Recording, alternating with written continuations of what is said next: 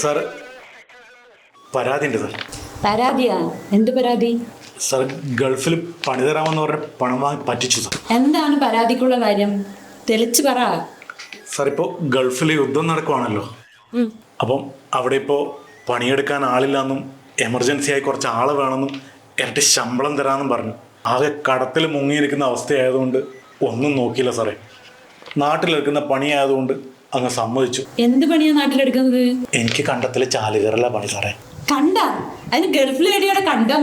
ആടെ കണ്ടത്തിലൊന്നല്ല സാറേ, വേറെ എന്തോ ഹോസ്തുർഗുന്നോ അങ്ങനെ എന്തോ പറഞ്ഞ സംഭവം.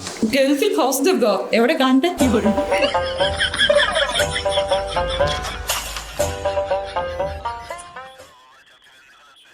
സാനെന്തോടെ കളിക്കുന്നത്?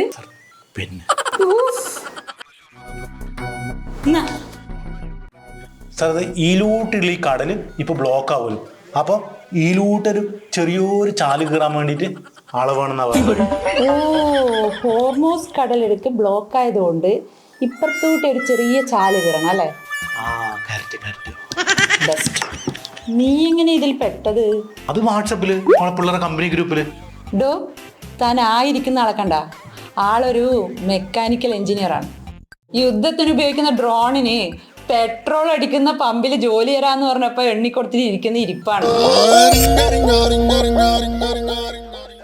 ബോറടിച്ചിരിക്കുക, പോയിട്ട് കമ്പനി കൊടുക്ക്, നമുക്ക് പരിഹാരം ഉണ്ടാക്കാം. ഡോ, ഇനി ഇങ്ങനെ എന്തെങ്കിലും സംഭവിക്കുകയാണെങ്കിൽ ആദ്യം 1930 എന്ന ടോൾ ഫ്രീ നമ്പറിൽ വിളിച്ച് കംപ്ലൈന്റ് രജിസ്റ്റർ ചെയ്യണം. മനസ്സിലായാ? ഇല്ല, ഞാൻ ചാല് കീറുന്നത് നിർത്തി.